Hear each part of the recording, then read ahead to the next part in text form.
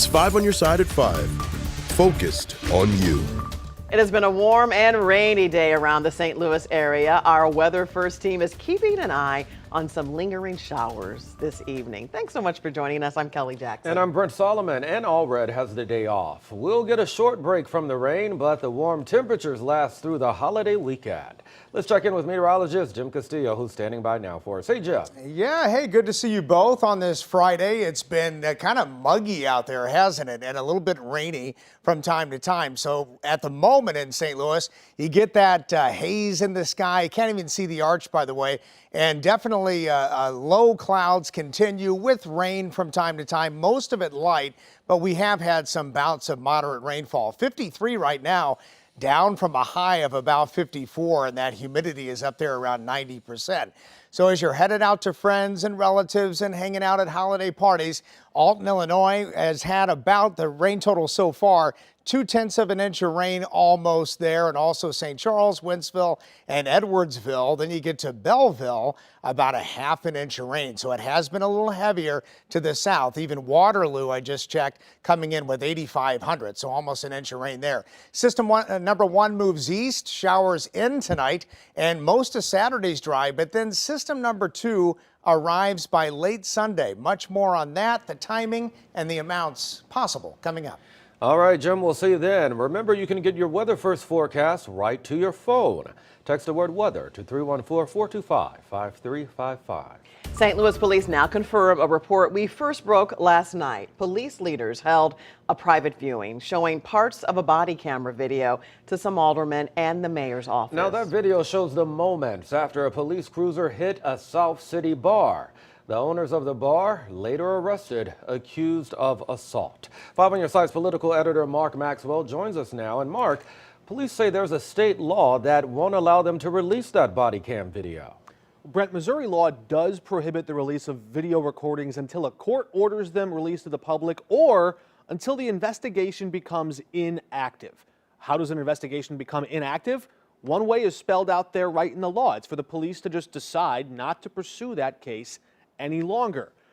So one read of that law is that if police dropped the misdemeanor charges currently filed against one of the co-owners of that bar that an officer crashed into, then it would be within their legal power to go ahead and release the body cam video. Or perhaps if police may be investigating one of their officers accused of striking that bar owner, they might be able to say that part of the investigation remains ongoing. Chief Robert Tracy could clear all that up just by answering some questions, but he's nowhere to be found. We tried calling, leaving a voicemail, emailing, texting, even went down to headquarters and left him this handwritten note. No response still from the chief, who said this 1 year ago when Mayor Jones announced that he got the job. My core values is about transparency. You'll see that as I go along. We haven't had a big protest, and if the chief isn't just coming out talking about what happened with the police car hitting a building and can't really be seen anywhere, I'm wondering what that will look like when there is, and hopefully not, but a police-involved shooting. Again, I think his leadership is important.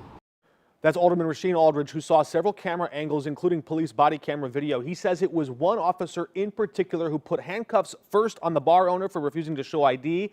Then the same officer, Aldridge says, was accused of striking his partner later on. These are all questions the chief could answer. And if he can't release the video to the public, he could offer some specifics and explain why not. Animal rights advocates are protesting after a horrifying case of animal abuse in St. Charles County. Earlier this year, an O'Fallon, Missouri family hired a sitter to watch their cat and dog while on vacation. That sitter, Alicia Mollering, was charged with misdemeanors after the animals died in her care. Today, the pet's owner and other advocates held a protest saying the sitter should face felony charges. Investigators have tried to make me believe that, well, maybe she hurt herself in the yard somehow. I said, well, come to my yard and show me where that happened. There's no blood in my yard. There's nothing she could have done this. Plus, if your dog stabs themselves accidentally onto something, they're not going to like back up and be like, do it again. The sitter was charged with felonies for possessing a controlled substance, but the St. Charles County prosecuting attorney tells us felony charges could not be filed for the animals' deaths. That is because experts could not say for sure whether stab wounds on the animals were inflicted before or after death. Well, help is coming for dozens of workers who lost their jobs at a North St. Louis nursing home right before Christmas. Northside Village closed abruptly last week.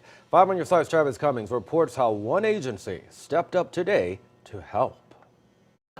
Those 180 employees from Northside Village were depending on that last paycheck to get them through the holidays. Well, today not all hope is lost. St. Louis's Agency for Training and Employment is stepping in to give them an opportunity to start over. From 9 to noon this morning, Slate held an emergency job fair. Residents had access to 17 different employers at 1520 Market Street, other senior living facilities, healthcare facilities. The St. Louis Department of Health and St. Louis Public Schools were in the room, all in place to meet with applicants and start a relationship with them. Slate says it is hoping to help these people pick up the pieces. Some people out here living check to check and they don't know where they're going to get that next meal. And if nothing else, this check was going to go towards gifts and everything else like that to bring the family together. So it was our obligation to ensure that we were able to give that support for everybody to be able to bounce back and actually gain some hope. Slate will host another job fair next Wednesday from 9 to noon here at the same place. Reporting in downtown St. Louis, Travis Cummings, 5 on your side. All right, Travis, and a union spokesperson said today that the employees received the final paychecks that they were due. It's a holiday hoops tradition tonight. Mizzou and Illinois play an Enterprise Center for the Braggin Rights. Of course, our Corey Miller is here to break it all down. And Corey, this is going to be a good one. It is. Brent and Kelly, downtown St. Louis is going to be flooded with orange and blue and black and gold today. For the 42nd time in St. Louis, it is time for Braggin Rights, and both teams have a lot to prove. The 13th ranked Fighting Illini are coming off their worst loss ever in this rivalry after Mizzou beat them by 22 points a year ago. Led by one of the best players in the country, Terrence Shannon Jr., the Illini have revenge on their minds. Mizzou, on the other hand, has won 4 of the last 5 Braggin Rights games, with Coach Dennis Gates looking to stay undefeated against Illinois. One thing these teams can agree on, this is one of the best rivalry games in the country. Being a part of such a spirited and fun game and unique, we don't get to play in venues and play games with split crowds. It makes it a lot of fun. And this rivalry has been one that sometimes people overlook and not give the credit where the credit's due.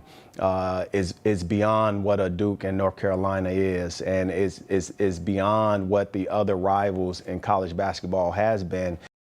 It was just announced this morning that the Braggin Rights series has been extended at Enterprise Center through 2029, so our holiday hoops tradition will not be going anywhere. Kelly? Yeah, and then